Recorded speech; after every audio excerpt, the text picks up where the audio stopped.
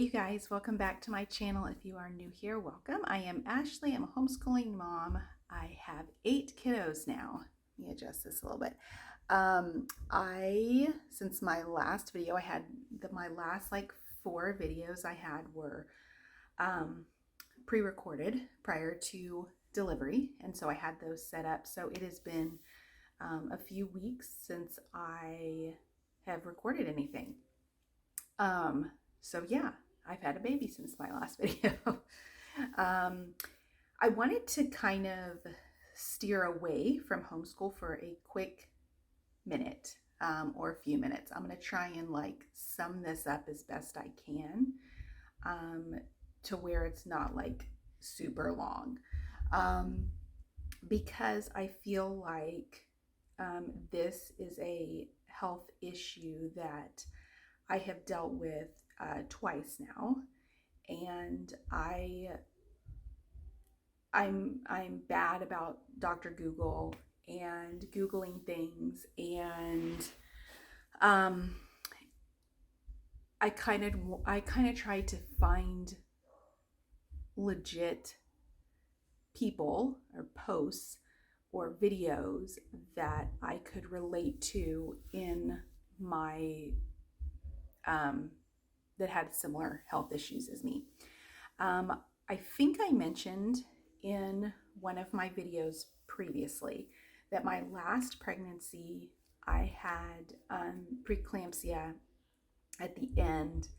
I didn't have a whole lot of symptoms. That's the thing, is I don't typically have a lot of symptoms. It was just one of those things where I had protein in my urine. I had elevated blood pressure at the end. I was not on any blood pressure medication at that time. This was 2 pregnancies ago, or two kiddos ago, so my number 7. I do have a family history of it, and so it is in my genetics, but it was not something that I was really thinking about or had in the front of my mind about having to deal with during a pregnancy. So I did have to deal with it 2 pregnancies ago.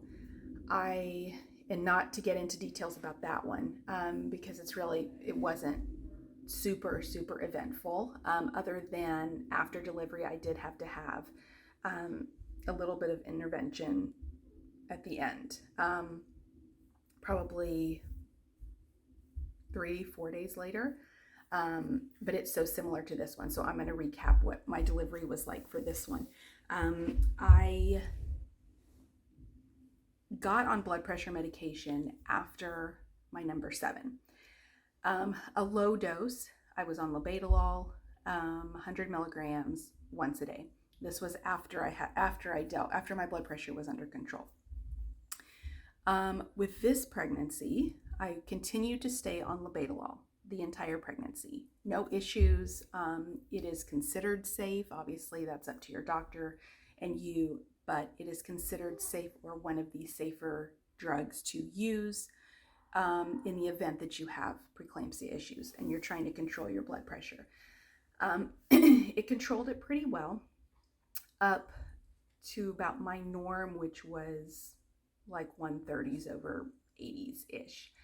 I, again, had no real other symptoms, literally just high blood pressure, and towards the end I had the protein in my urine.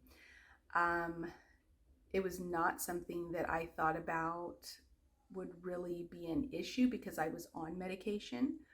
However, my blood pressures got a little bit higher towards the end. I upped my dose to twice a day, so 100 milligrams twice a day of labetalol, and it kept it pretty normal for the most part. And again, I really wasn't too concerned about it. Come delivery, I'm going to try and remember this correctly. Come delivery, I was still on the labetalol. I guess my pressures were pretty normal actually in the hospital. It wasn't until I got discharged on a Friday, it wasn't until I came home that my blood pressure started to elevate. I have my OB-GYN's cell phone number, so I was texting him the numbers that I was having. And once I hit like 160s over not in the low hundreds, he was like, you got to go back in. This was the same day that I got discharged. So I left on a Friday and I came back on a Friday. I actually got there around midnight, back to labor and delivery. And it was like PTSD because I had the same situation with my one right before that. But I figured that I was okay because I was on blood pressure medication. But apparently I was not on a strong enough amount or a strong enough dose. I went back in I forget what level it is in my blood work that if they draw your blood work, it kind of coincides with preeclampsia. It was either your liver or kidneys, one of the two, I cannot remember. That was a little bit elevated. When I first got to triage, it was like 170 over low hundreds or high 90s, I can't remember. And so I was like, here we go again. Here we go again.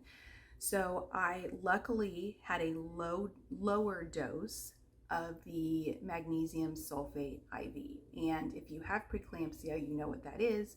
If you have not had preeclampsia, it is a IV medication that really affects people differently. I did not have a good experience with it my last pregnancy when I had to go back in.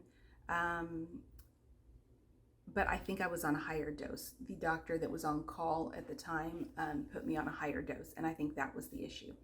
This was a loading dose. They do like a loading dose the first hour, and it runs about 30 minutes for that loading dose. And it's 4 grams is what I had. I think it's grams. I'm not a nurse, so I don't know, but I think that's what it is. The measurement. 4 grams of the loading dose of the magnesium sulfate. It really did not, I felt a little bit flush. Typically, with my 2 pregnancies ago, it felt like I was like burning from the inside out. That's what it does. And it essentially prevents you, from my knowledge, it prevents you from having a stroke or a seizure or whatever happens when your blood pressure gets so high. And so I had that, and then you're typically on it for 24 hours. So cut that dose in half to 2 grams, I think, is what I had hourly for 24 hours. My only other complaint, you can't get up, so you have a catheter, which, you know, if you try and get up, it lowers your blood pressure, but you really can't walk until it's out of your system because it's just the medication. You just can't. I have like the weird kind of double vision or foggy vision. That was the extent of my experience with it this time. I finished my 24 hours. I went home. We upped my dose of labetalol, pretty much doubled it. We doubled my labetalol dose, and somewhere in there, and I would have to look back at the timeline because I just don't remember. We put it to 400 milligrams twice a day. We were just trying to maintain a dose that kept my blood pressures down. Went home. I want to say it ended up being Sunday morning, I think. Was it Sunday morning? Because I didn't start the IV until 4 a.m. on Saturday morning. So yes, so it was Sunday morning. I go home, and then I think Monday again, I ended up back in triage. my doctor decided to add Precardia into that. So I was taking Precardia once a day. We added in Precardia. My numbers were still kind of elevated. I go back to triage. I was like, I can't do this again. Like, I cannot do this magnesium again. This is just, it was like a nightmare again and just over again. And it was very triggering to text my doctor and then take my blood pressure and then worry about what it was going to be. And it just consumed me all day. And the baby was perfectly fine. I mean, he sleeps all night. He only cries if he's, wet or hungry or, has to burp. Like, that's it. He has been a dream. So I had no issues with that. It was simply my fear of having to go back in again. Thankfully, I went back into triage and all my blood work was normal. And so they gave me a fast acting Precardia, which lowered my blood pressure in like 5 minutes. That was enough. We kind of tweaked the doses, doubled the Precardia.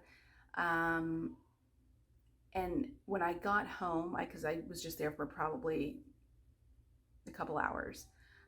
When I got home, it was just like, check your pressures 2 to 3 times a day. Just do that. But I was still hovering in the like 140s, maybe 150s in the evening time. So my blood pressures would be normal in the morning, and then in the evening we would be borderline. So I was taking Precardia and I was taking labetalol at the same time. And so finally it got to a point where my OB-GYN was like, this is kind of out of my comfort zone now. We've tried to tweak these different doses, and, you don't want to max out on all these medications, because then you'll get too low blood pressure, even though I wasn't feeling any effects of too low of blood pressure. It was, it was kind of out of his expertise. And he said, I think you should just go to your regular doctor or go to a cardiologist. And thankfully, my regular doctor specializes in high blood pressure. And so I had kind of been on a regimen with him also. He was the one that took me off Precardia and put me on labetalol 2 pregnancies ago, or 2 deliveries ago. And so I felt very comfortable, and that was my intention, was to go to him and discuss, what do we need to do? Do I need to get on a different medicine? What do I need to do to get this stabilized?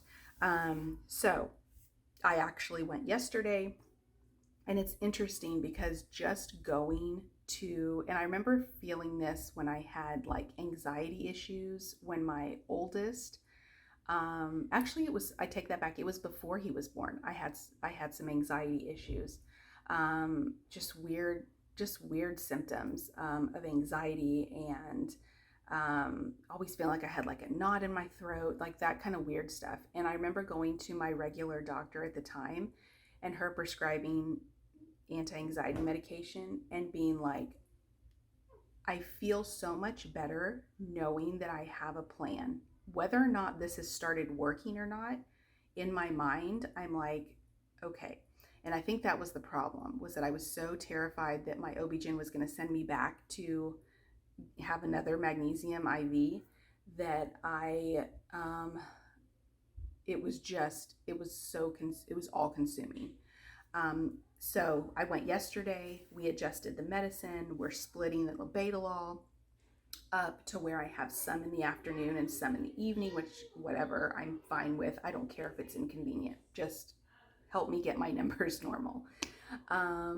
And so far, I mean, it's only been a day, but so far it's kept my numbers normal, normal-ish.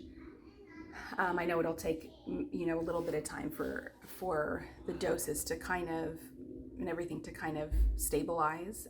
And also because I'm going through like hormones and, changes in that and all this stuff that, sometimes you don't know which is which. Is it because, you have hypertension, or you have preeclampsia, or is it because your hormones are out of whack and all of that. So if you are having this issue and you kind of feel lost, because I felt lost, because I felt like my OB-GYN felt lost because he wasn't sure why it was doing this. Why are these numbers not staying down? You should be, you're on 2 different medications, higher than a normal dose. Why is this not doing this? And also my regular doctor mentioned I could be metabolizing these, because I have high metabolism anyway, I could be metabolizing these medications so quickly that what's supposed to last 24 hours does not actually last 24 hours, which was interesting because I do have high metabolism just in general.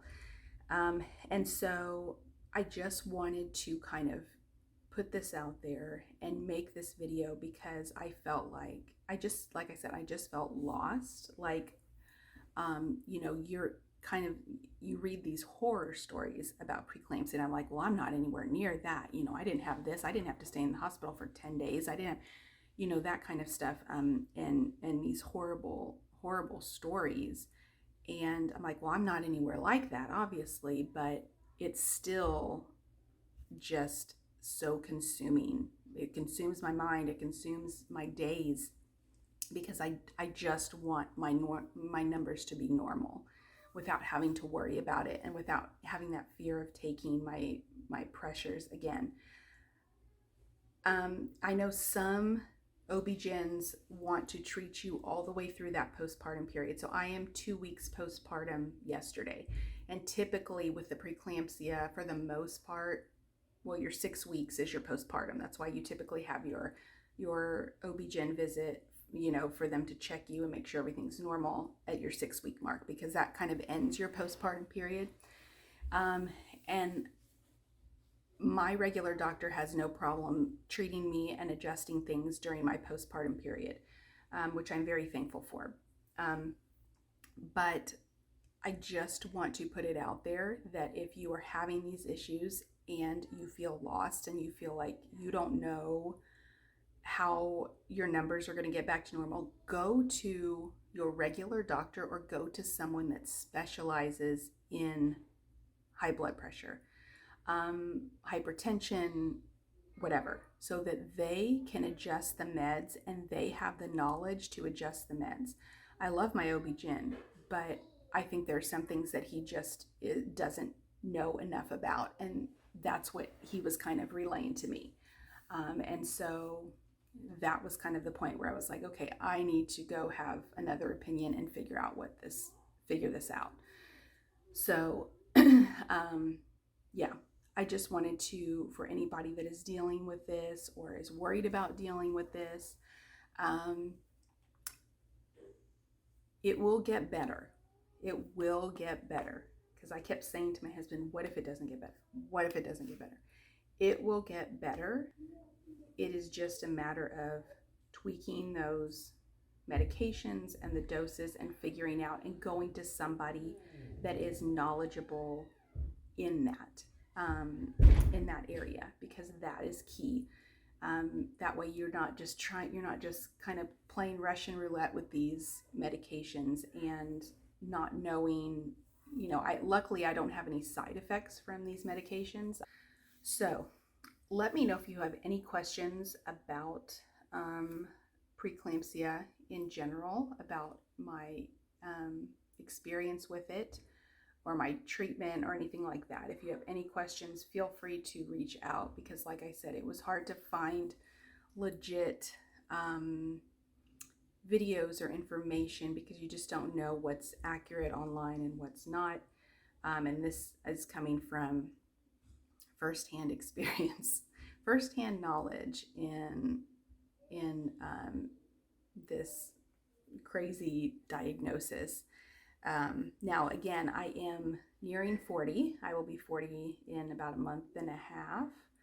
And so I'm sure that has a lot to do with it too, as far as getting older, and because I've had 8, and